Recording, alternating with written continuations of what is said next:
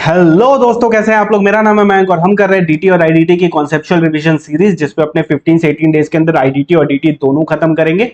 Morning में drop होगा IDT का वीडियो और इवनिंग में ड्रॉप होगा डीटी का वीडियो। आपको क्या करना है, आपको ये वीडियो देखना है, साथ साथ मेरी बुक पढ़नी है और उसके बाद क्वेश्चन सॉल्व करने हैं। जैसे ही आप ऐसा करोगे तो 31 मार्च के अप्रॉक्स तक आपका सिलेबस ओवर हो जाएगा, डीटी और आईडीटी दोनों का।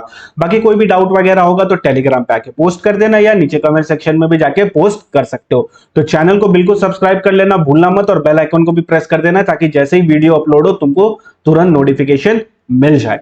तो आज है अपने डे 1 पे और आज अपने करने वाले कस्टम्स इंट्रो एंड वैल्यूएशन, जो कि आईडीटी की रिवीजन चल रही है। मॉर्निंग में वीडियो आई है। ओके, तो चलिए स्टार्ट करते हैं। डे 1 से custom intro and valuation chapter भी आज कवर करेंगे, one of the most important topic. तो लेट्स को आगे बढ़ने से पहले आओ कस्टम का थोड़ा बेसिक देख लेते हैं कि एग्जैक्टली कस्टम्स कैसा है अपने सिलेबस में। तो कस्टम्स जो है वो आने वाला है अपना 20 मार्क्स के लिए सिलेबस में। ठीक है, तो क्वेश्चन पेपर में आपको 20 मार्क्स करीब कस्टम्स देखने मिलेगा। ये फिक्स है क्या? नहीं, ऊपर नीचे होता रहता है।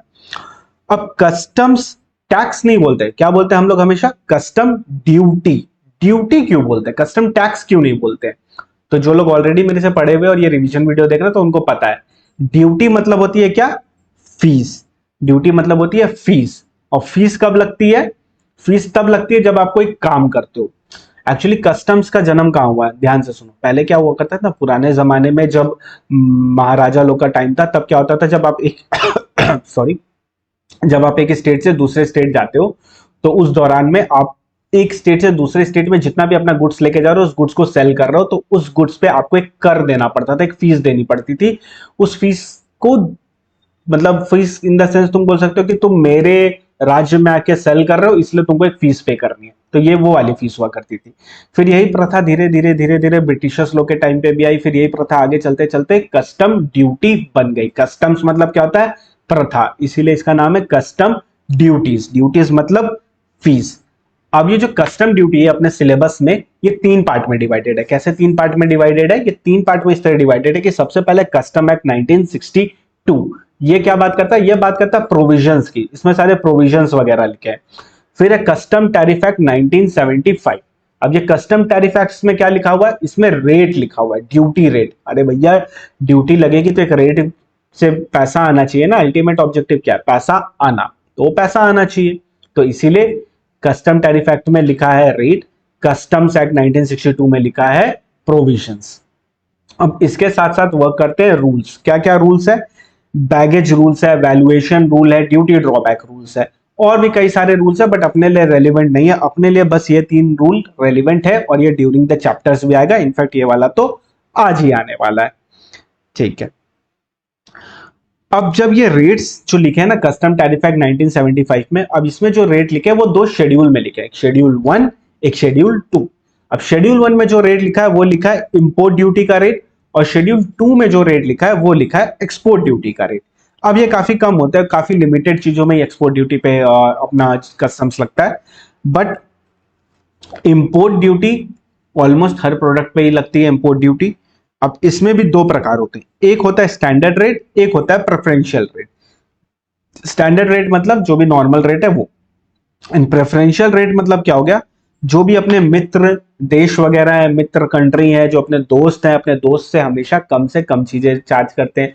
जैसे आप लोग मेरे दोस्त हो इसलिए मैं आपसे कम फीस लेता हूं, सबसे कम। ठीक है, तो उसी तरह जो प्रेफरेंशियल रेट है उसमें क्या होता है कि एक कंट्री दूसरे कंट्री की जब दोस्त होती है तो वो उससे थोड़ी कम फीस लेती है। मतलब अगर उस कंट्री से इंपोर्ट करोगे तो तुमको थोड़ी कम कस्टम ड्यूटी देनी पड़ेगी। थोड़ी कम मतलब 0.01%, और भी कई सारे रेट्स होते हैं, बट ये सबसे कम रेट होते हैं, प्रेफरेंशियल रेट जिसको अपने बोलते हैं। अब ये जो कस्टम ड्यूटी के रेट है ना, इसमें भी मल्टीपल बाइफर्केशन है। स्टार्ट होता है बीसीडी से, बेसिक कस्टम ड्यूटी, फिर है additional custom duty, countervailing duty, anti dumping duty, other duties, काफी सारी ड्यूटीज है। बट जो सबसे इंपॉर्टेंट है वो है अपना बीसीडी, बेसिक कस्टम ड्यूटी। ये ऑलवेज तुमको क्वेश्चन में दिया रहेगा, या तुमको वो बता देंगे अगर कस्टम ड्यूटी चार्ज करें तो एक रेट बोल देंगे, फॉर एग्जाम्पल हम लोग 10%, तो वो 10% से तुमको मानना पड़ेगा। इसके ऊपर लगता है सोशल वेलफेयर सरचार्ज 10% का, वो ऑलवेज मानना पड़ता है। आगे समझेंगे जैसे जैसे चैप्टर में आगे प्रोसीड करेंगे। उसके बाद जो आता है वो आता है एसीडी। एसीडी मतलब क्या होता है? Additional customs duty. क्या होता है? Additional customs duty. अब ये additional custom duty has been bifurcated into 4 part, ACD 31, 35, 37, 39। क्या? ACD 31, 35, 37 and 39। ठीक है। एसीडी 31 किस लिए है? To countervail the effect of excise. मतलब मान लो अगर कोई एक प्रोडक्ट है जो इंडिया में अगर बनता तो उस पर एक्साइज ड्यूटी लगती। ठीक है, बताओ कौन सा प्रोडक्ट है, जल्दी बताओ कमेंट सेक्शन में। हाँ चलो, वेरी गुड, चलो मानते हैं अपने एक प्रोडक्ट लेते हैं, पेट्रोल। पेट्रोल अगर इंडिया में बनता तो मान लो कि उसमें एक्साइज ड्यूटी लगती, बट अगर वही हम बाहर से अगर इंपोर्ट करते हैं इंडिया में तो उस सिनेरियो में एक्साइज ड्यूटी तो लगेगी नहीं। बट गवर्नमेंट क्या बोलते हैं कि अगर ऐसा सिचुएशन हुआ तो जो डोमेस्टिक इंडस्ट्री है वो हैम्पर हो जाएगी। तो सिंपल से एक ही बात बोलते हैं कि अगर बाहर से लेके आओगे तो एसीडी 31 के तहत तुमको जितना एक्साइज ड्यूटी इंडिया में लगता है उतना पे करना पड़ता है। उसी के साथ एंट्री होती है एसीडी 35 तो countervail the effect of VAT, reason is same, बस ये वैट को काउंटर वेल करता है। हालांकि ये तो अब उतना रेलिवेंट है नहीं, चूंकि बहुत सारे प्रोडक्ट में तो लगता ही नहीं है, लिमिटेड प्रोडक्ट 5+1 में लगता है एटली। एसीडी 37 ये इंपॉर्टेंट है, to countervail the effect of GST. म्हणजे मान लो एक प्रोडक्ट है, ठीक है, प्रोडक्ट ए को तुम करते हो इंपोर्ट, ये है अपना इंडिया, ये है प्रोडक्ट ए आया इंडिया में। अब जैसे ही प्रोडक्ट ए इंडिया में आया तो इसमें क्या लग जाएगी? बीसीडी लग जाएगी, सोशल वेलफेयर सरचार्ज लग जाएगा, एंड उसी के साथ साथ इसमें जो लगेगा वो लगेगा, अगर क्वेश्चन में दिया होगा तो क्या लग जाएगा? एसीडी 37 और सॉरी एसीडी 39। अब 37 क्यों? To countervail the effect of GST, and ये क्यों? ये जीएसटी कंपनसेशन के लिए, टेस्ला वगैरह के लिए जो हायर जीएसटी कंपनसेशन सेस लगता है उसमें, जो टेस्ला वगैरह होता है या लग्जरी कार होती है, इसीलिए उनका प्राइस बहुत ज्यादा होता है इंडिया में। अब एसीडी 37 जीएसटी, इसका मतलब क्या होता है? इसका मतलब ये होता है कि मान लो अगर ये प्रोडक्ट ए इंडिया में बनता तो इस पे 18% की जीएसटी लगती है इंडिया में। तब अगर तुम इसको बाहर से इंडिया में लेके आओगे तो बीसीडी तो लगेगा, इसमें सोशल वेलफेयर भी लगेगा, उसी के साथ साथ एसीडी 37 लगेगा 18% to countervail this effect, ताकि ये इफेक्ट को काउंटर वेल किया जा सके। ओके, सिमिलरली जीएसटी कंपनसेशन ऐसा ये टेस्ला वगैरह के लिए, जैसे बड़ी बड़ी लग्जरी कार्स होती है और भी काफी सारे लग्जरी ब्रांड्स होते हैं जिसपे ये लगता है, ये क्वेश्चन में दिया होगा, उसके लिए आपको नहीं लोड लेना है। तो हमने क्या पढ़ा? हमने अभी तक इतनी पढ़ी कि कस्टम क्या होता है, प्रथा होती है। प्रथा मतलब एक पहले से चला आ रहा है, तो कस्टम ड्यूटीज अपनी लगती है, एक फीस है वो। ये इसमें क्या लगता है? कस्टम एक्ट 1962, ये किस लिए? ये इसमें प्रोविजन लिखा है। कस्टम टैरिफ एक्ट 1975, इसमें क्या लिखा है? रेट लिखा है। और रूल्स है, custom valuation rule, baggage rule, drawback rule. अब जो अपना रेट है कस्टम टैरिफ एक्ट 1975, रेट भी 2 शेड्यूल में लिखा है, शेड्यूल 1 में इंपोर्ट, शेड्यूल 2 में एक्सपोर्ट का रेट लिखा हुआ है। अब इंपोर्ट के रेट भी 2 प्रकार के होते हैं, एक होता है स्टैंडर्ड रेट, एक होता है प्रेफरेंशियल रेट। प्रेफरेंशियल रेट किसके लिए? अपने मित्र कंट्री वगैरह लोगों के लिए, एंड स्टैंडर्ड रेट जो भी नॉर्मल रेट है वो। अब जो रेट लिखा हुआ है वो रेट भी मल्टीपल कैटेगरीज में, कैसा? BCD basic custom duties, ACD additional custom duties. अब एसीडी में भी multiple part, ACD 31, 35, 37, 39। 31 to countervail the effect of excise, 35 to countervail the effect of VAT, 37 to countervail the effect of GST, and 39 to countervail the effect of GST compensation cess. इसी के साथ counter वेलिंग duty लगता है, anti dumping duty लगता है, और भी कई सारी प्रकार की ड्यूटीज लगती है। सर आप हमको ये तो समझा दिए कस्टम ड्यूटीज ये लगता है वो लगता है, बट लगता किस में? ये तो आपने बताया ही नहीं। तो जो कस्टम ड्यूटीज है वो लगता है गुड्स में, याद रखना, सर्विस में नहीं। सर्विस में क्या लगता है? सर्विस टैक्स, अरे नहीं यार, जीएसटी। क्या लगता है? Goods and service tax. But goods पे कस्टम्स लगता है अगर गुड्स को आप इंपोर्ट करते हो या एक्सपोर्ट करते हो इंडिया में, या तो इंपोर्ट कर रहे हो इंडिया में या तो एक्सपोर्ट कर रहे हो इंडिया के बाहर, तो लगता है कस्टम्स ड्यूटी। ओके, तो गुड्स है उसको इंपोर्ट कर रहे हैं या एक्सपोर्ट कर रहे हैं इंडिया में तो कस्टम ड्यूटीज लगेगा। यानी अगर कोई गुड्स है जो इंडिया में ही है और इंडिया में ही बिक रहा है तो उसमें कस्टम ड्यूटीज लगेगा क्या? जल्दी बोलो। तो the answer is obviously no, नहीं लगेगा उसमें। अब इंपोर्ट और एक्सपोर्ट करेंगे तो ही कस्टम ड्यूटीज लगेगा, और वो भी गुड्स का कर रहे हैं, इंपोर्ट एक्सपोर्ट कर रहे हैं और तो ही अपना कस्टम ड्यूटीज लग रहा है। अब इंपोर्ट मतलब क्या होता है और एक्सपोर्ट मतलब क्या होता है? इंपोर्ट मतलब bringing into India from a place outside India, and export मतलब taking out of India to a place outside India. ठीक है, taking to a place outside India, bringing into a place in India, taking outside India, तो हो गया export. ये समझ में आ गया। अब बात करते हैं इंडिया। इंडिया मतलब क्या हो सर, कमाल करता है, अब हमको इंडिया सिखाएंगे क्या, इंडिया क्या होता है? हाँ बाबू, इंडिया तुमको सिखाना पड़ेगा, तुमको पता नहीं है इंडिया क्या होता है।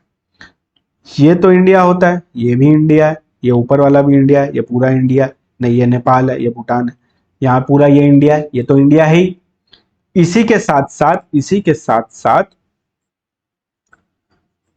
12 नॉटिकल माइल्स, अब जो समुद्र में गहराई नापते हैं ना, तो उसमें किलोमीटर नहीं यूज करते, नॉटिकल माइल्स यूज करते हैं। तो 12 नॉटिकल माइल्स तक होता है टेरिटोरियल वाटर, और ये टेरिटोरियल वाटर भी इंडिया है, ये टेरिटोरियल वाटर भी इंडिया है। ओके,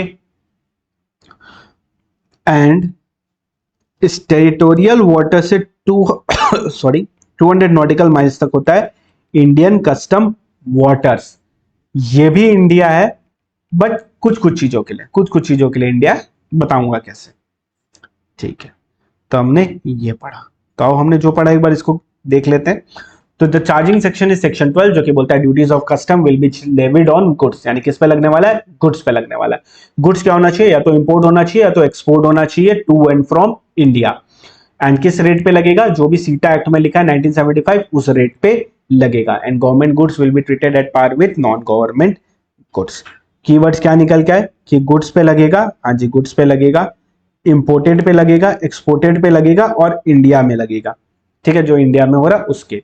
गुड्स क्या होता है, गुड्स मतलब होता है किसी भी प्रकार का movable property, stores, baggage, currency या negotiable instrument, vessel, vehicle and aircraft. अब देखो, एक वेसल में आपका गुड्स आया, वो वेसल ने आपका गुड्स को कस्टम पोर्ट पे रखा और वो वापस चली गई, तो इस सिनेरियो में उस वेसल पे भी लग जाएगा क्या कस्टम ड्यूटीज? नहीं नहीं, ये उस वेसल की बात नहीं कर रहा, ये किस वेसल की बात कर रहा है? मान लो रिलायंस इंडस्ट्री ने एक वेसल खरीदा है और उस वेसल को वो यूएसए से इंडिया में लेके आते हैं, अब उस वेसल पे रिलायंस इंडस्ट्री अपना ट्रांसपोर्टेशन करेगी, तो वो वेसल उसने परचेज कर लिया, तो अगर उसने वेसल परचेज किया तो वो गुड्स की कैटेगरी में फॉल करेगा। तो गुड्स मतलब क्या होता है, कोई भी vessel, vehicle, aircraft, stores, baggage, currency या नेगोशिएबल इंस्ट्रूमेंट और किसी भी प्रकार का मूवेबल प्रॉपर्टी, लास्ट में कर दिया ओपन एंडेड डेफिनेशन, इसको बोलते हैं गुड्स। गुड्स कहाँ आना चाहिए, या तो इंपोर्ट होना चाहिए या तो एक्सपोर्ट होना चाहिए इंडिया। इंपोर्ट मतलब bringing into India from a place outside India, export मतलब टेकिंग आउटसाइड इंडिया। दोनों में जो कीवर्ड है वो है इंडिया। अब इंडिया क्या होता है, जो हम जानते हैं वो तो इंडिया होता ही है, उसके साथ साथ territorial water extend to 12 nautical miles into the sea from the appropriate base line, यानी ये तो इंडिया है ही, और इसके साथ 12 नॉटिकल माइल्स तक भी इंडिया होता है। यहां से 200 नॉटिकल माइल्स तक क्या होता है, जल्दी बोलो, पल में निकलना, जल्दी बोलो। इंडियन कस्टम वाटर्स, क्या होता है, इंडियन कस्टम्स वाटर। अब ये क्यों दिया गया है, इसका क्या रीजन है, रीजन बताता हूं, पहले थोड़ा सा आगे बढ़ते हैं।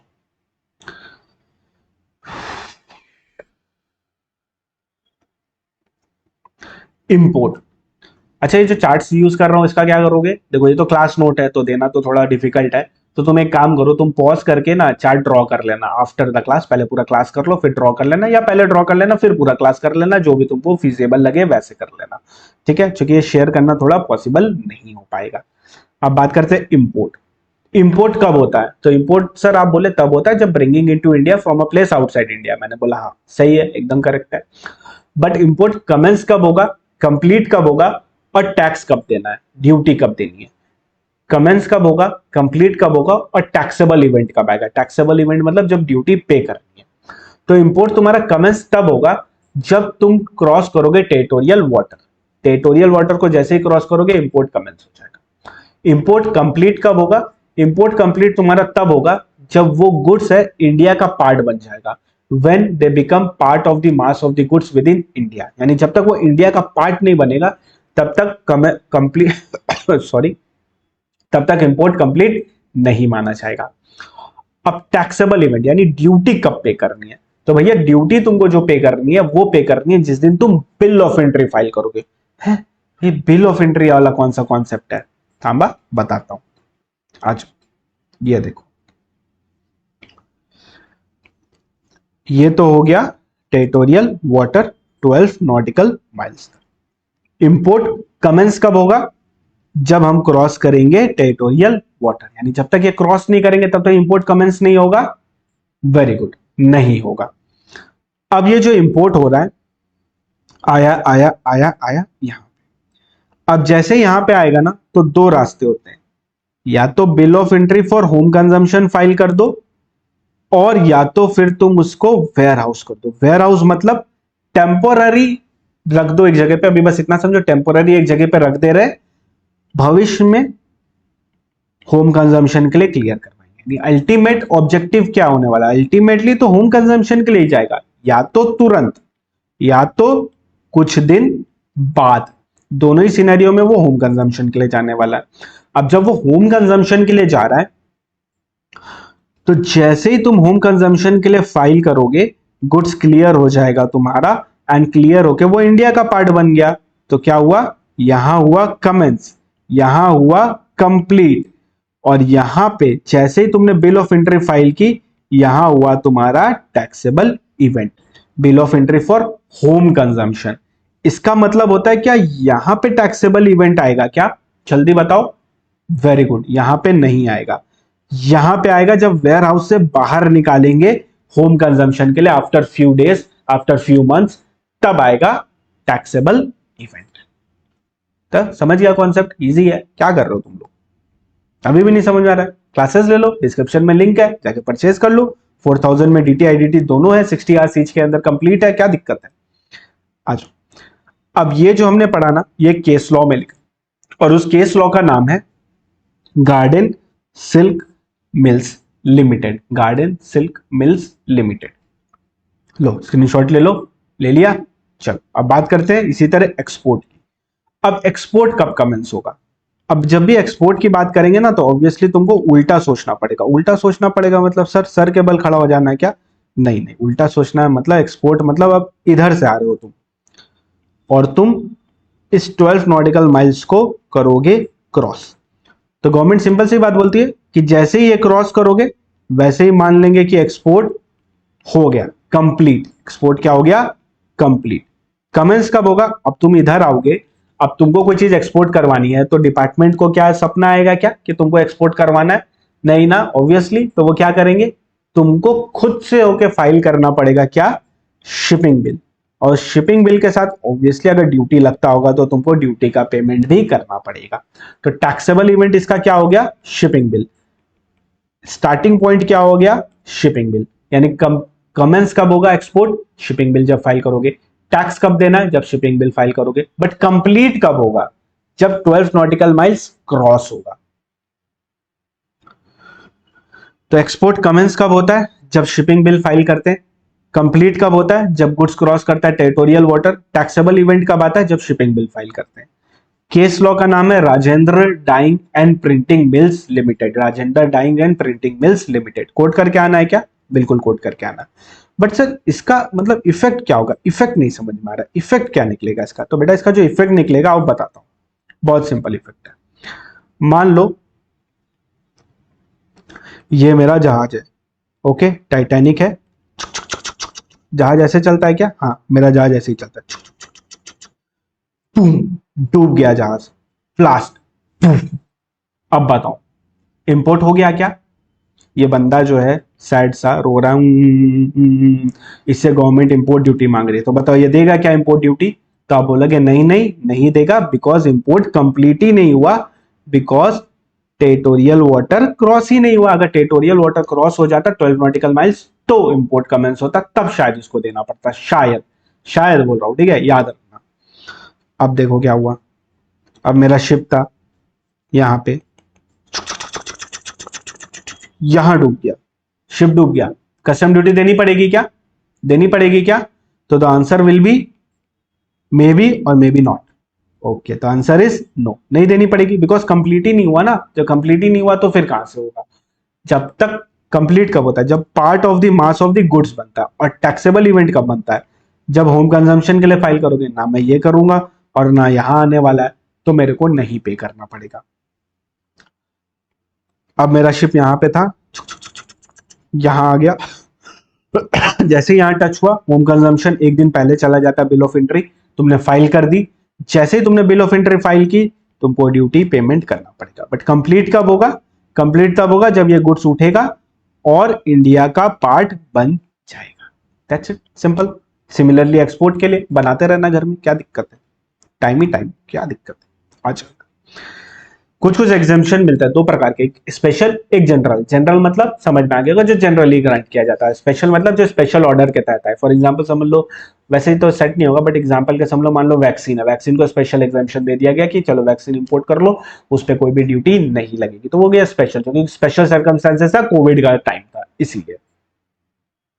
ओके, तो ये है अपना इंडिया। इंडिया से 12 नॉटिकल माइल्स तक होता है टेरिटोरियल जोन, टेरिटोरियल वाटर, ये आपको जरूरत नहीं है। फिर यहां से 200 नॉटिकल माइल्स तक होता है एक्सक्लूसिव इकोनॉमिक जोन, जिसको हम लोग बोलते हैं इंडियन कस्टम वाटर्स, और बाहर का एरिया होता है हाई सी।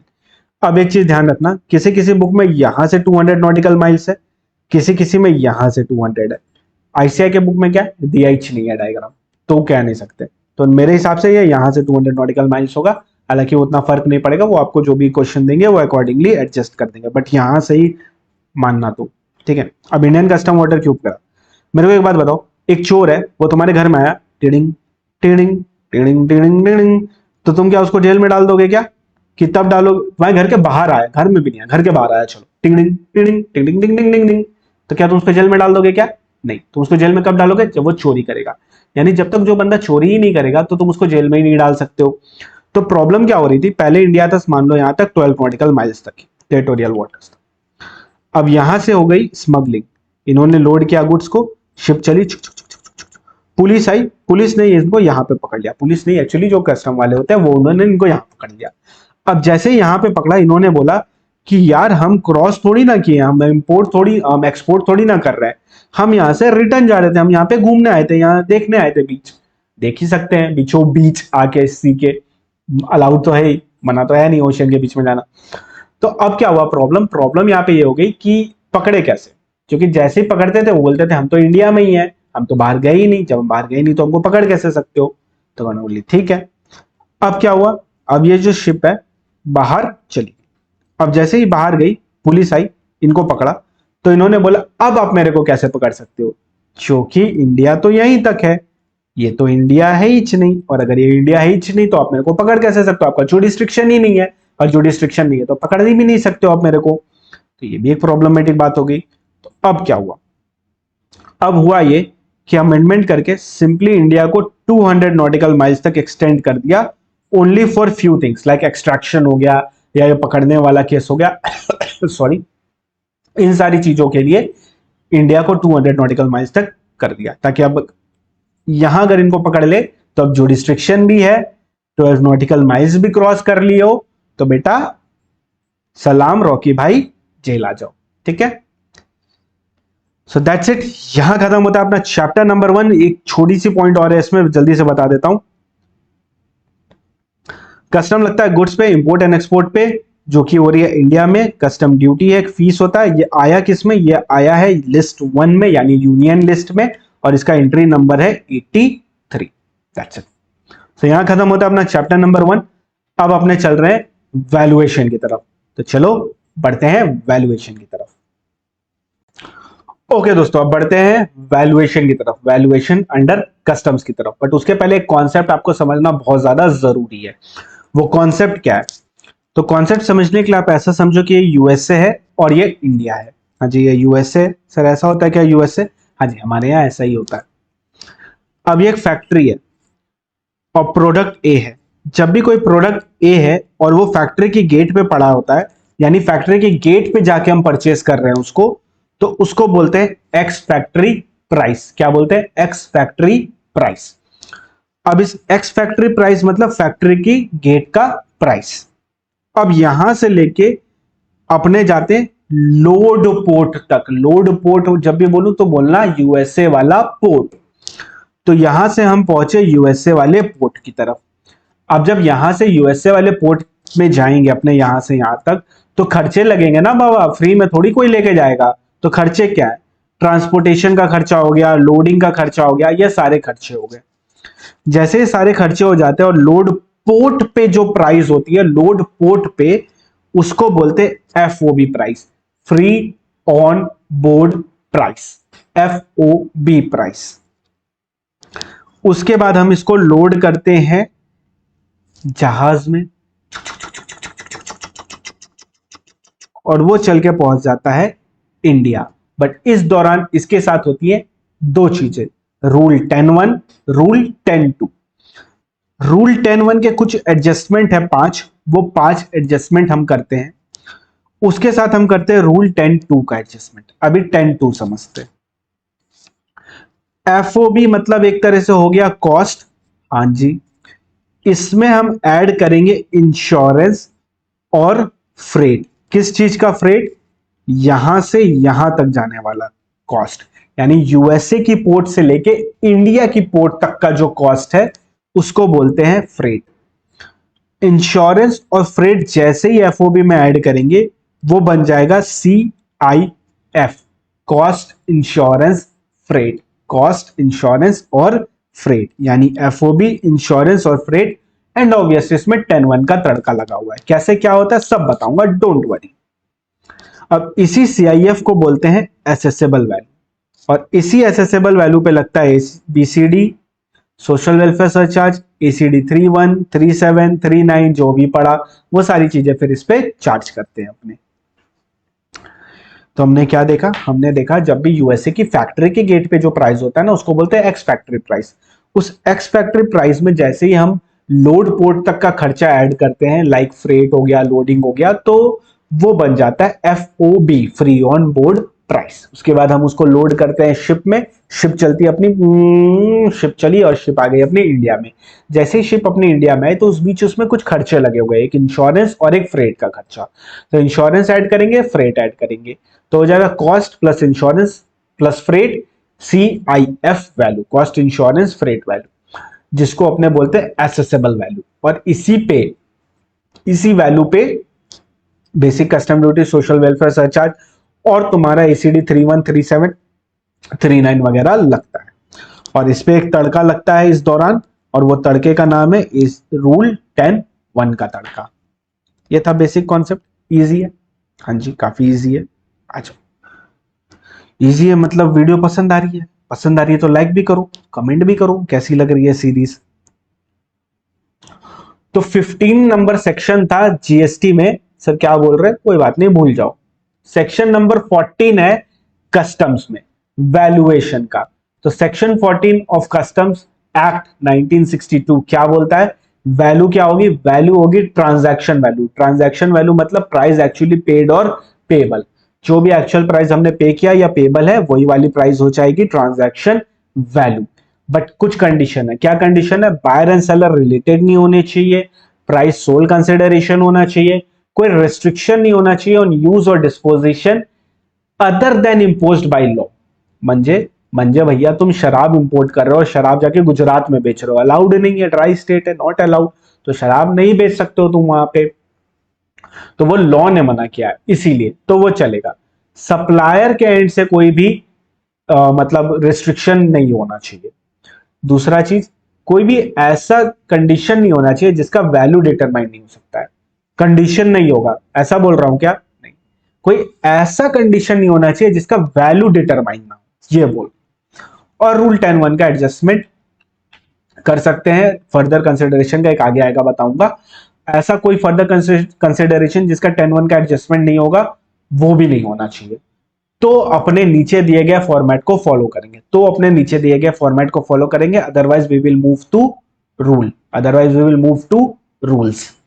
तो क्या है सेक्शन 14(1) क्या बोलता है? प्राइस क्या होनी चाहिए? प्राइस क्या होगी? Transaction value. वैल्यू क्या होगी? Transaction value. Price actually paid और payable, where buyer and seller not related, price is the sole consideration, कोई रिस्ट्रिक्शन भी इंपोज नहीं किया गया है, और कोई ऐसा कंडीशन भी नहीं है जिसका वैल्यू डिटरमाइन नहीं कर सकते हैं, और कोई भी फर्दर कंसिडरेशन फ्लो नहीं करना चाहिए until adjusted under rule 10(1). Okay, सारी कंडीशन सेटिस्फाइड। ठीक है, बायर सेलर रिलेटेड नहीं है, प्राइस सोल कंसिडरेशन नहीं है, कोई भी रिस्ट्रिक्शन नहीं है, तो क्या लेंगे अब? Transaction value. अब ट्रांजैक्शन वैल्यू जो होगा उसके लिए एक फॉर्मेट दे रहा हूं, लॉ में लिखा है फॉर्मेट, एज इट इज ही करके आना एग्जाम में, कुछ इधर उधर करके मत आना। तो आओ फॉर्मेट देखते हैं। पूरा क्वेश्चन आपको इसी फॉर्मेट में करना है, ठीक है। सबसे पहले आएगा एफओबी। एफओबी से अपने स्टार्ट करते हैं। एफओबी क्या होता है याद है? लोड पोर्ट, यानी यूएसए वाले पोर्ट का कॉस्ट, फैक्ट्री के गेट का कॉस्ट नहीं, लोड पोर्ट यूएसए वाले पोर्ट का कॉस्ट। इसमें 10-1 का एडजस्टमेंट करेंगे। याद है 10-1 का तड़का लगाने बोला गया था, ये देखो, ये सबसे पहले इसका एडजस्टमेंट करेंगे। इसमें टोटल 5 एडजस्टमेंट है। अगर ये 5 एडजस्टमेंट है तो ही करना है, अदरवाइज मत करना। अगर ये 5 एडजस्टमेंट है तो करना, अदरवाइज मत करना।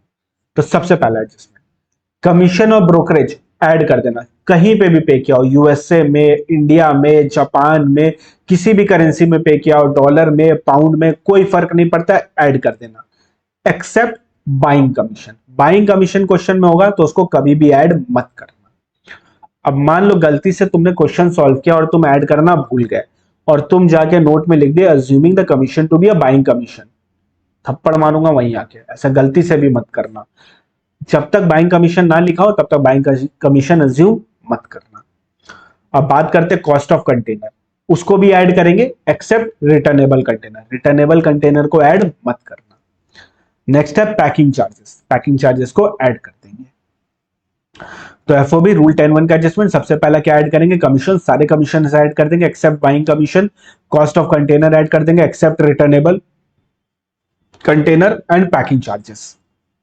नेक्स्ट, कोई भी फ्री असिस्टेंस जो बायर ने दी है सेलर को, कोई भी फ्री असिस्टेंस जो बायर ने दी है सेलर को, मटेरियल दे सकता है, कंपोनेंट दे सकता है, पार्ट्स दे सकता है, टूल्स दे सकता है, डाइस दे सकता है, मोल्ड दे सकता है, मटेरियल दे सकता है, कुछ भी दे सकता है। अगर ये सारी चीजें दी हैं बायर ने सेलर को, तो उस सिनेरियो में ये वाली चीजों की प्राइस ऐड कर देंगे वैल्यू में। बट याद रखना फ्री में देना चाहिए बायर को, और याद रखना वो यूज हो जाना चाहिए उस गुड्स में। अगर वो यूज ही नहीं हुआ है उस गुड्स में तब ऐड मत कर देना मेरे भाई। मतलब मतलब मतलब मतलब मतलब आज ये देखो, इंडिया है, यूएसए, ठीक है। मेरे को चाहिए था मटेरियल ए, मैंने मटेरियल ए किया ऑर्डर।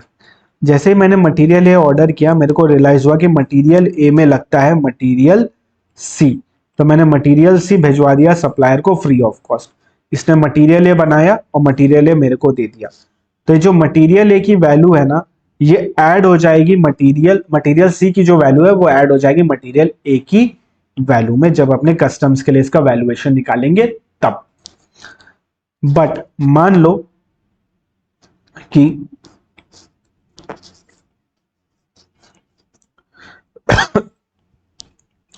ये पर्सन है, ठीक है, इसको चाहिए था मटेरियल ए, इसको चाहिए था मटेरियल ए। इसने क्या किया? मटेरियल ए का ऑर्डर प्लेस किया। जैसे इसने मटेरियल ए का ऑर्डर प्लेस किया, इसको याद आया कि मटेरियल सी भिजवाना है सप्लायर को। मटेरियल सी इसने भिजवाया सप्लायर को, पर मटेरियल सी से बना है मटेरियल डी और इंपोर्ट हम कर रहे हैं मटेरियल ए।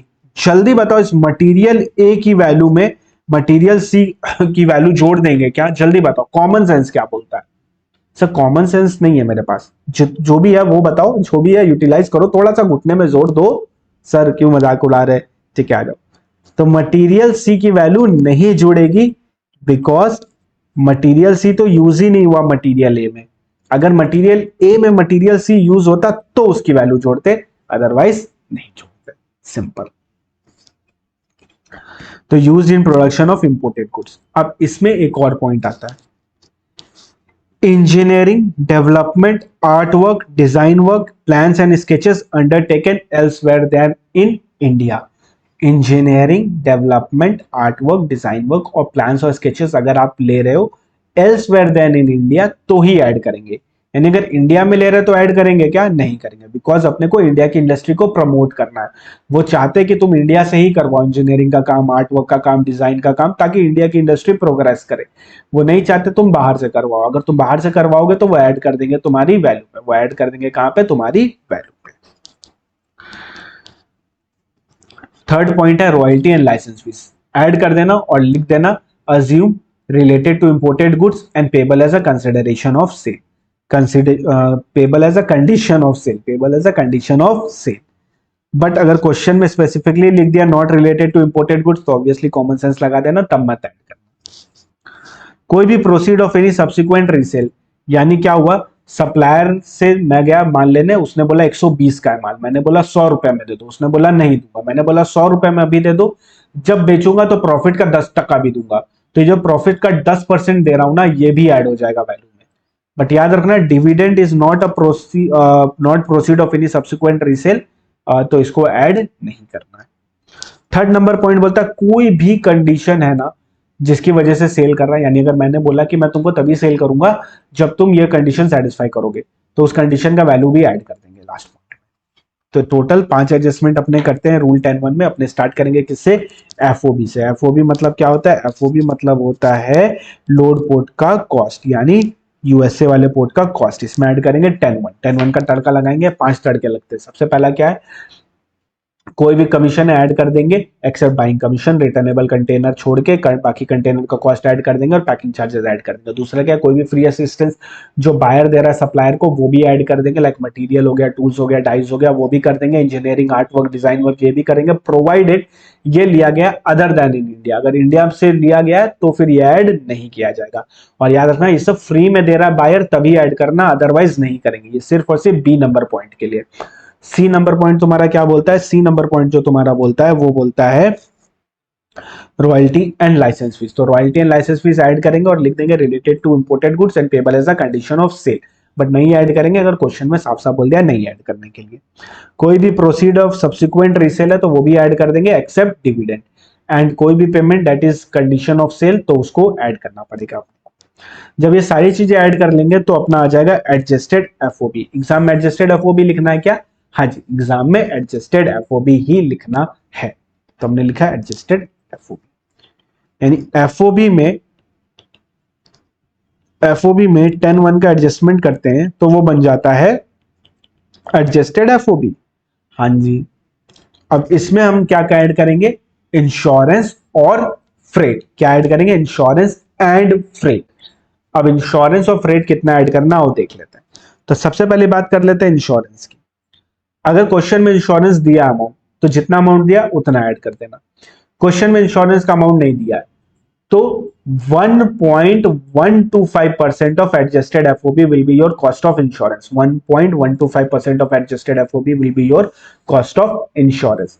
125% नहीं बोल रहा हूं, 1.5% नहीं बोल रहा हूं, 1.25% नहीं बोल रहा हूं, 1.125% ऑफ एडजस्टेड एफओबी बोल रहा हूं।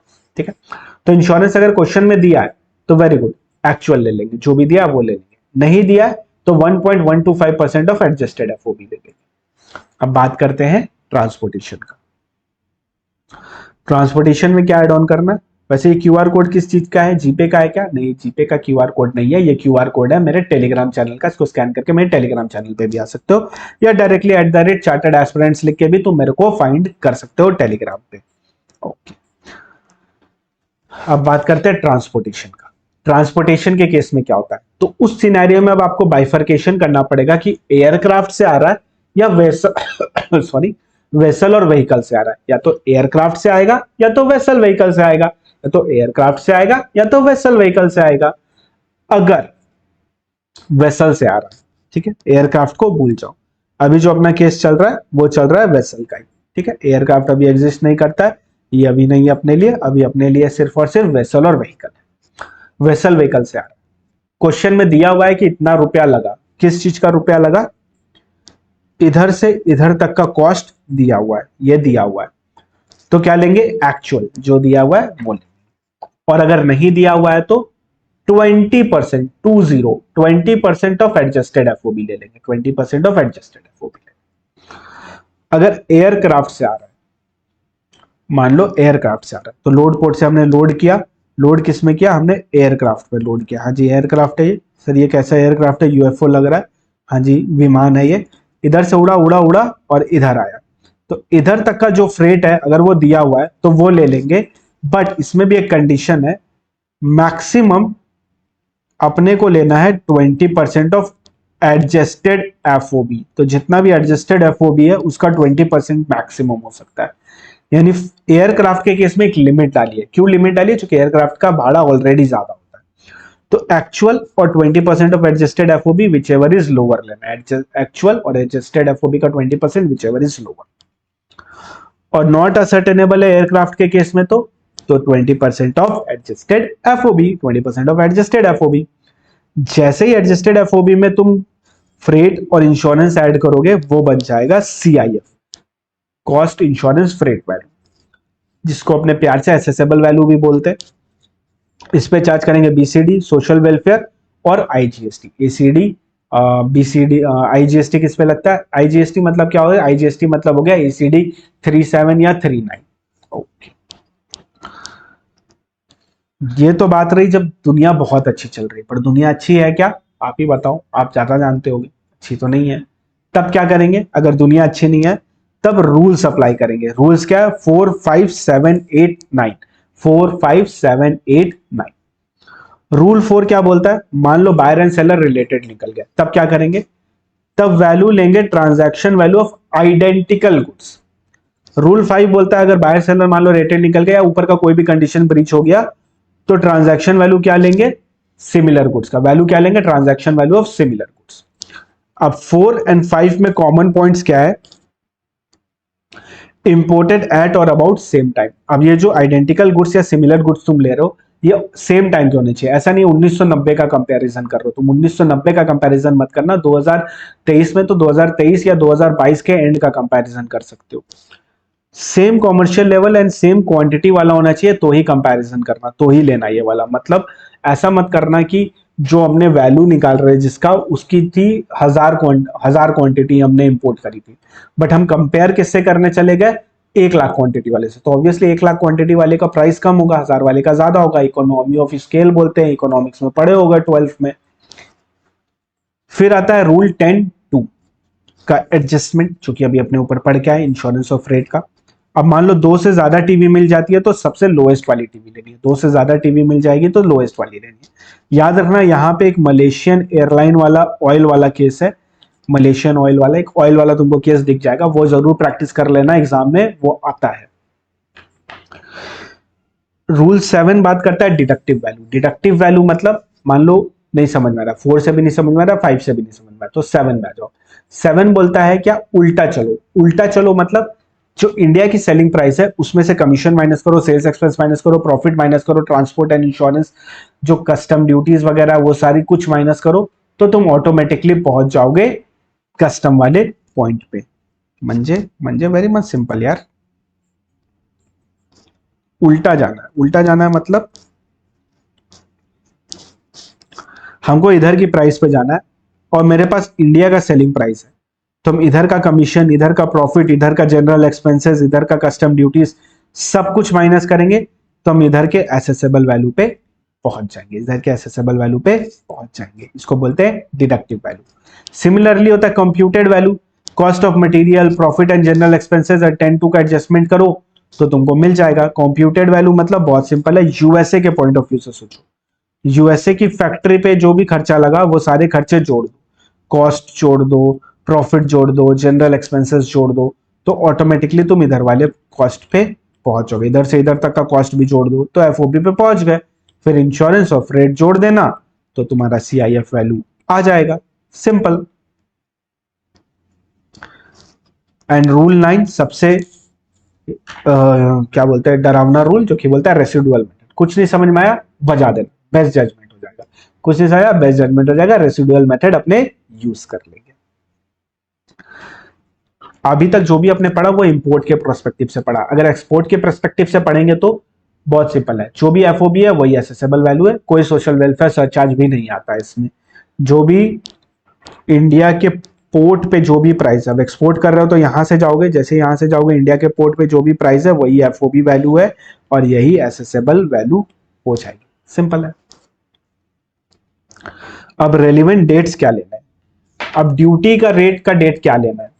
तो अगर तुम्हारा गुड्स इंपोर्ट का है, इंपोर्ट का केस चल रहा है, दो चीजें हो सकती है, या तो होम कंजम्पशन या तो वेयर हाउसिंग। आज भी थोड़ी देर पहले समझाया था।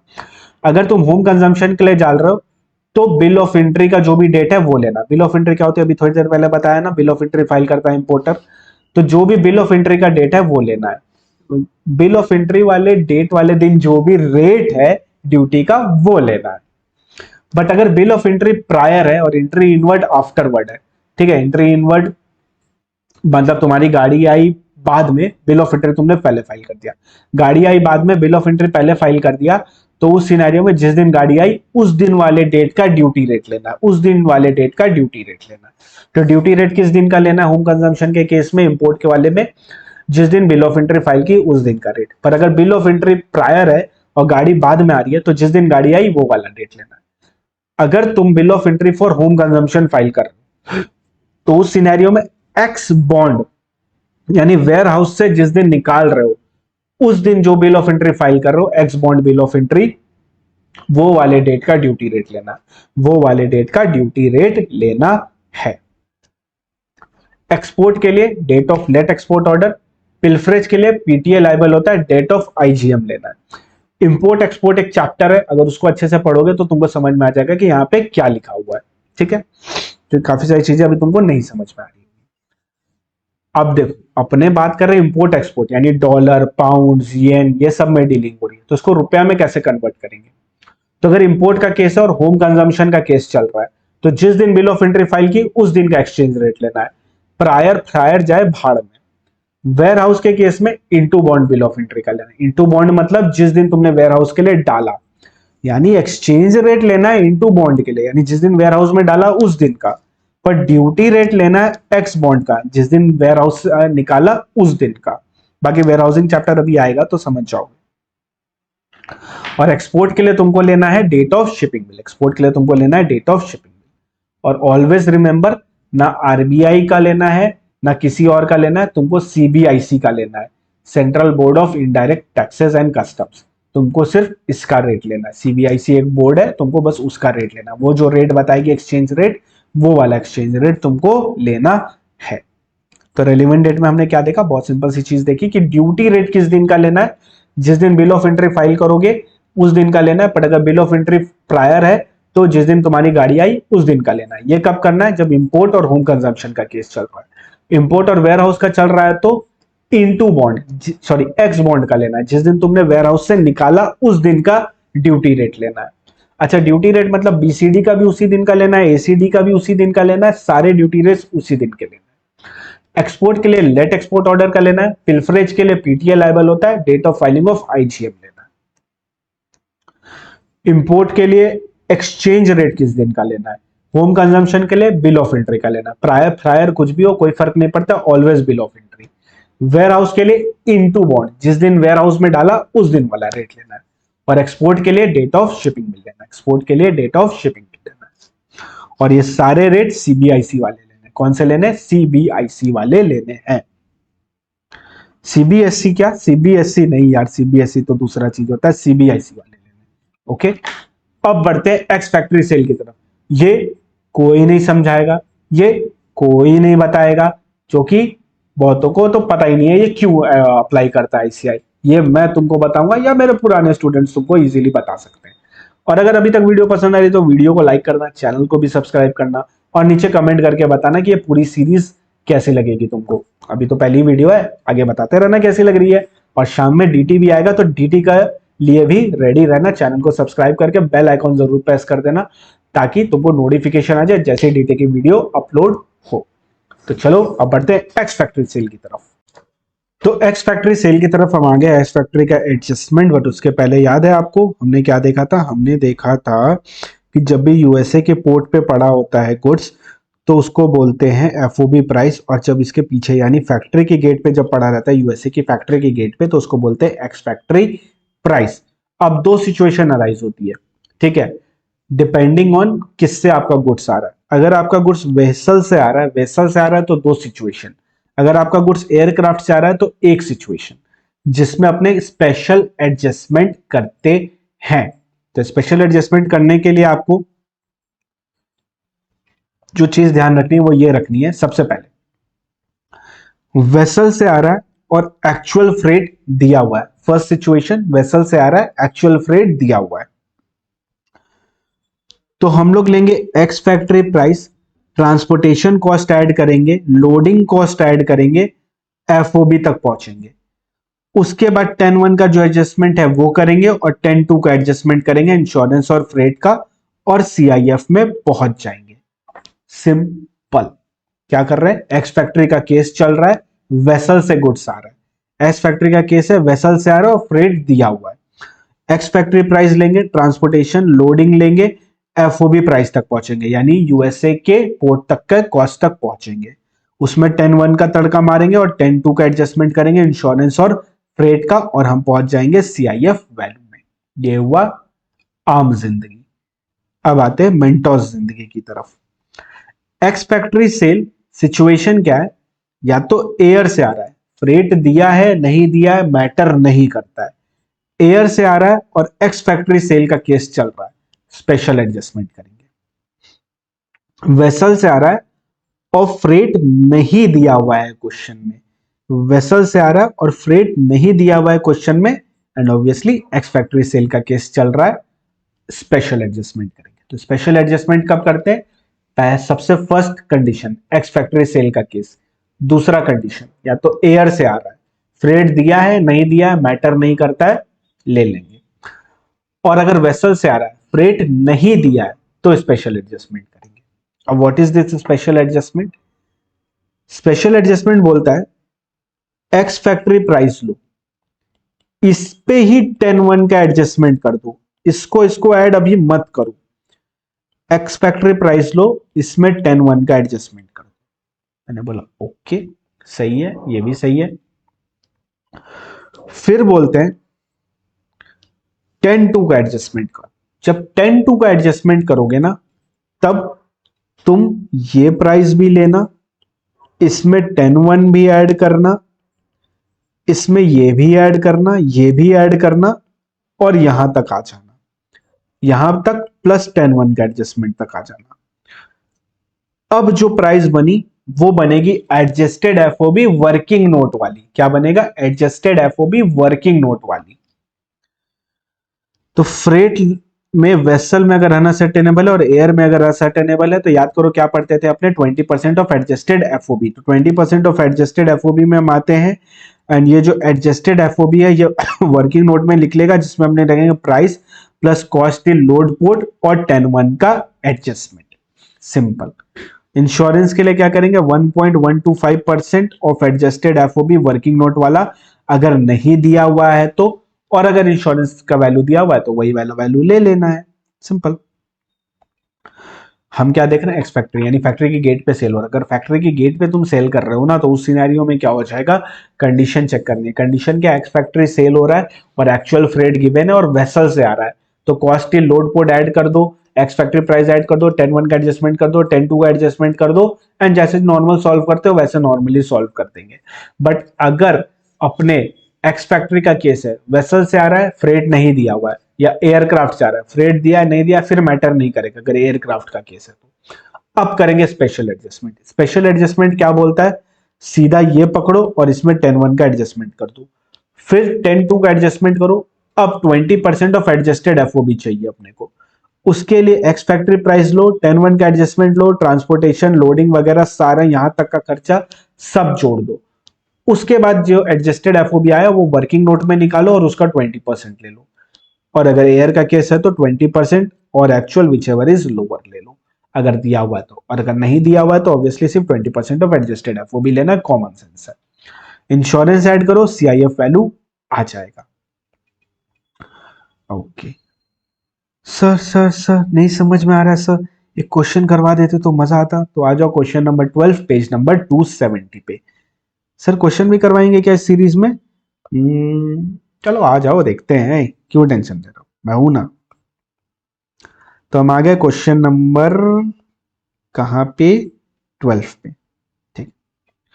Jolly overseas limited of Hyderabad import किया एक मशीनरी यूके से थ्रू सी रूट वेसल। किससे आ रही है गाड़ी, किससे आ रहा है सामान, वेसल से आ रहा है, वेसल से आ रहा है। फर्स्ट ट्रिगर पॉइंट ये है। दूसरा trigger point, cost of machine at the factory of the exporter, O my God, ये वाला प्राइस दिया है क्या, हाँ जी, और वेसल दिया है क्या, हाँ जी।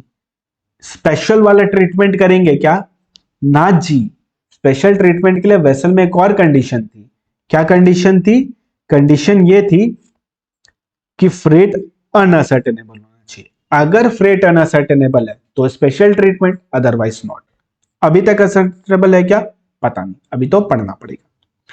अपने को एक्स फैक्ट्री प्राइस दिया, transport charge from the factory of exporter two port of shipment 600, यानी यहां से यहां तक का खर्चा दिया हुआ है अपने को 600। Handling charges paid for loading the machine on the ship 500, यानी शिप में लोड करने का खर्चा 500। Licence fees relating to imported goods payable as a condition of sale, add करेंगे क्या, जल्दी बताओ। हाँ सर, 10(1) का एडजस्टमेंट है ये।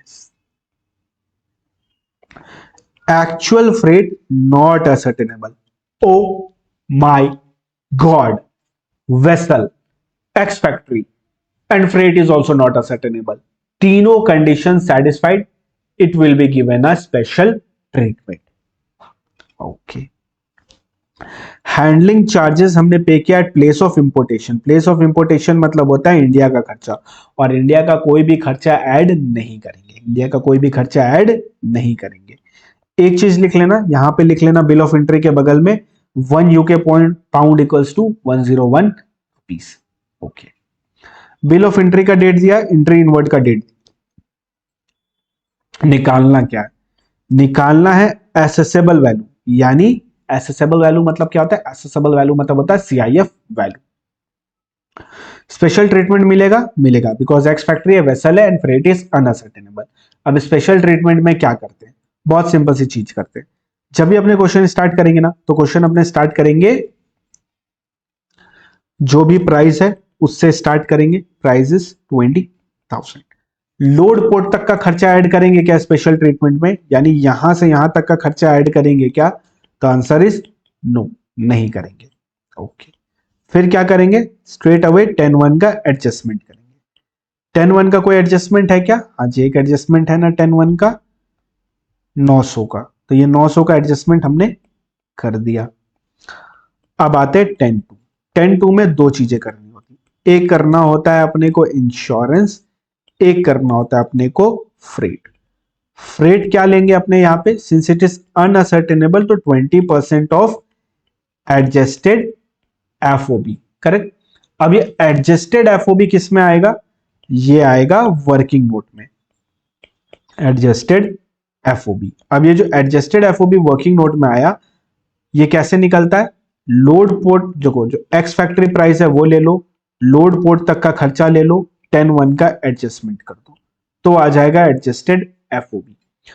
तो एक्स फैक्ट्री प्राइस इज 20,000, 10(1) का एडजस्टमेंट इज 900, लोड पोर्ट तक का कॉस्ट क्या है 600 और 500, ठीक है। और तो कुछ नहीं है, नहीं और कुछ नहीं है इसमें। एंड अपना इंश्योरेंस दिया हुआ है 200, तो इंश्योरेंस तो अपने को असर्टेनेबल है, तो 200 ऐड कर लेते हैं। तो पहले अपने आते हैं यहाँ नीचे आया एक्स फैक्ट्री प्राइस कितना है 20,000। लोड पोर्ट में क्या क्या खर्चा हुआ है अपना, तो लोड पोर्ट में जो अपना खर्चा हुआ है वो है 600 और 500, तो 600 और 500 को ऐड कर लेते हैं, 600 एंड 500।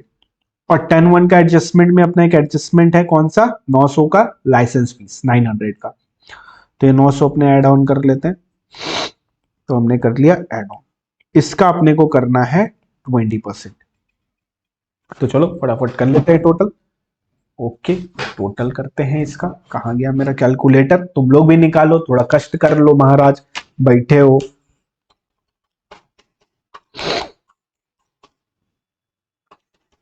ओके, तो 4,400 आया इसमें, तो मेरा आया 20% ऑफ एडजस्टेड एफओबी, यानी ये वाली फिगर जो आई है अपनी आई है 4,400। तो अपने क्या लेंगे यहाँ पे 4,400, इसको कर लेंगे ऐड, तो अपना एसेसेबल वैल्यू आ जाएगा, सिंपल है। तो आंसर आया आपका 25,500, बट ये आंसर किस में आया, ये आया पाउंड में। अपने को किस में चाहिए, अपने को चाहिए रुपीज में, अपने को पाउंड में तो चाहिए नहीं। तो एक कॉन्सेप्ट और देखते हैं, आ जाओ। तो कॉन्सेप्ट क्या है, बिल ऑफ एंट्री का डेट है 21/1 यानी 21 जनवरी, और एंट्री इनवर्ड का डेट है 26 जनवरी। तो एंट्री इनवर्ड मतलब होता है जिस दिन गाड़ी आई, तुम्हारी गाड़ी आई 26 जनवरी को, तुम्हारी बिल ऑफ एंट्री की डेट है 21/1 को। ओके, तो मेरे को बताओ एक्सचेंज रेट किस दिन का लोगे, sir bill of entry prior है तो एंट्री इनवर्ड का लेंगे ना? नहीं, वो ड्यूटी रेट है, हम एक्सचेंज रेट की बात कर रहे हैं, एक्सचेंज रेट। और एक्सचेंज रेट हम लोग किस दिन का लेते हैं? ऑलवेज बिल ऑफ एंट्री का। प्रायर फायर से कोई लेना देना नहीं। तो बिल ऑफ एंट्री का एक्सचेंज रेट क्या है? 101। ये करेक्शन कर लेना। तो 101 है, 101। तो अपने स्ट्रेट अवे मल्टीप्लाई कर देंगे इसमें 101 and the answer will be 2575 500। 2575 500। Yes, okay, simple, easy. आओ एक क्वेश्चन और करते हैं, ठीक है? Question number 2, page number 258। Page number 258 में आ जाओ सब फटाफट क्वेश्चन नंबर 2 की तरफ। सर आ गए, आपके पहले पहुंच गए, वेरी गुड। इसमें कॉन्सेप्ट सीखेंगे जो आगे हर क्वेश्चन में तुमको काम आने वाला है। कॉन्सेप्ट क्या है? एक मटेरियल को तुमने इंपोर्ट किया है एयर से। ओ माय गॉड, एयर से की है। सीआईएफ वैल्यू दिया हुआ है अपने को, तो करना क्या है? सीआईएफ प्राइस तो दिया हुआ है, फ्रेट दिया हुआ है $1500, इंश्योरेंस दिया हुआ है $500, बैंक का एक्सचेंज रेट है 61 और सीबीआईसी का एक्सचेंज रेट है 60। अब क्या करें? तो देखो सिंपल करते हैं, $5000 दिया ही है सीआईएफ, उसमें मल्टीप्लाई कर लेते हैं 61। नहीं नहीं सर, आप हमको उल्लू नहीं बना सकते, 61 से नहीं करेंगे, 60 से करेंगे। ओके, तो 5000 को 60 से मल्टीप्लाई करेंगे, आंसर आ जाएगा, राइट? रॉन्ग। ऑलवेज रिमेंबर कि जो सीआईएफ वैल्यू वो देंगे ना, वो तुमको एडजस्टमेंट वगैरह करके कभी नहीं देंगे, वो सिर्फ कॉस्ट इंश्योरेंस रेट को ऐड करके तुमको दे देंगे। तुमको करेक्ट सीआईएफ वैल्यू निकालना है। This is wrong CIF value. क्यों रॉन्ग? अगर एयर से आया है तो 20% से कंपैरिजन करना पड़ता है ना फ्रेट का। तुमको क्या लगता है इन्होंने किया होगा? तो द आंसर इज नो, इन्होंने नहीं किया होगा, ये अपने को करना होगा। तो अब अपने इसको अगर कंपैरिजन में करेंगे तो पहले अपने को तो एफओबी में जाना पड़ेगा ना। तो एफओबी में जाने के लिए क्या करेंगे? 5000 में से $1500 और $500 माइनस कर देंगे, तो कितना आ जाएगा? 3000 आ जाएगा एफओबी। अब इसमें ऐड करेंगे क्या? फ्रेट और इंश्योरेंस। अब एयर के केस में इंश्योरेंस दिया हुआ है, एयर हो वेसल हो, दिया है कोई फर्क नहीं पड़ता, ऑलवेज ऐड कर देंगे। बट फ्रेट के लिए 20% से कंपैरिजन करते। अब 3000 का 20% कितना होता है? 600। तो 600 और 1500 विच एवर इज लोअर, 1500 और 600 विच एवर इज लोअर, तो 600 इज लोअर, तो आया 600। करेक्ट सीआईएफ वैल्यू क्या निकली फिर? तो करेक्ट सीआईएफ वैल्यू इसकी निकली 4100, और ये किस में? डॉलर में। अब अगर अपने इसको रुपीस में चाहते हैं तो सीबीआईसी का रेट यूज करेंगे, 4100 में मल्टीप्लाई करेंगे 60 को, तो अपना आंसर कितना आएगा? 246,000। कैलकुलेटर चला लो महाराज, बैठे मत रहो, अभी 15 दिन कैलकुलेटर ही चलाना है तुमको, सारे क्वेश्चन प्रैक्टिस करने हैं। अब कुछ पॉइंटर्स है कि एसीडी 37 और 39 कब अप्लाई करेंगे, कैसे अप्लाई करेंगे? तो assessable value plus BCD plus social welfare surcharge plus safeguard duty, इनको ऐड करोगे और इसमें एसीडी 37 और 39 करोगे। ओके, लाइटरेज चार्जेस इंक्लूड करोगे फ्रेट में। शिप डीमच चार्जेस तभी इंक्लूड करना जब वो चार्टर्ड वेसल का होगा, अदरवाइज उसको इंक्लूड मत करना। वर्किंग नोट किसकी देनी है? जो जो काम करोगे सबकी वर्किंग नोट देनी है। 3 वर्किंग नोट है जो जनरल है, तुमको हर क्वेश्चन में मिल जाएगी। रेट ऑफ ड्यूटी तुमने क्या यूज की है, रेट ऑफ एक्सचेंज तुमने क्या यूज किया और वहां तक कैसे पहुंचे हो, और सारे एडजस्टमेंट 10(1) और 10(2) के, ये सारे वर्किंग नोट के पार्ट बनेंगे। अगर ये सब कुछ लिख के आओगे तो फुल मार्क्स अलॉट किए जाएंगे तुमको, अदरवाइज मार्क्स कट जाएंगे, समझे? सो दैट्स इट, यहां खत्म होता है आपका ये पूरा चैप्टर। आपको कुछ क्वेश्चंस बता देता हूं जो आप डेफिनेटली प्रैक्टिस कर लेना, बहुत ज्यादा इंपॉर्टेंट होंगे आपके लिए। तो ये रही सारे क्वेश्चंस की लिस्ट, इसको फटाफट स्क्रीनशॉट ले लो। ये सारे क्वेश्चन हमारे क्वेश्चनर से बना लेना। अगर क्वेश्चनर और कंसाइज बुक नहीं है तो डिस्क्रिप्शन में लिंक मिल जाएगा, वहां से परचेज कर लेना। अपने फास्ट ट्रैक बैच की भी लिंक तुमको डिस्क्रिप्शन में मिल जाएगी। 4000 में अपने डीटी IDT दोनों अवेलेबल है, with in 60 hours with question answer अपने कंप्लीट किए, तो वो ले लो। और अगर नहीं नीड है तो मत लो, जरूरत नहीं है, इस रिविजन वीडियो से भी तुम्हारा काम हो जाएगा। अगर रिवीजन वीडियो पसंद आई तो चैनल को सब्सक्राइब कर देना, वीडियो को लाइक कर देना और कमेंट भी करके बताना कैसी लग रही है, ताकि मैं और भी सीरीज बना सकूं, थोड़ा मोटिवेशन मुझे मिले। तो चलो लाइक कर दो फटाफट, बिल्कुल भी वेट मत करो, कमेंट भी करना, ठीक है। चलो बाय बाय, मिलते हैं इवनिंग में डीटी के साथ, टाइमली आ जाना, और कल मिलते हैं आईडीटी के साथ जो आईडीटी के लिए आए। Okay bye bye, take care, all the very best, अच्छे से रिवीजन करो और सारे क्वेश्चन बना लेना।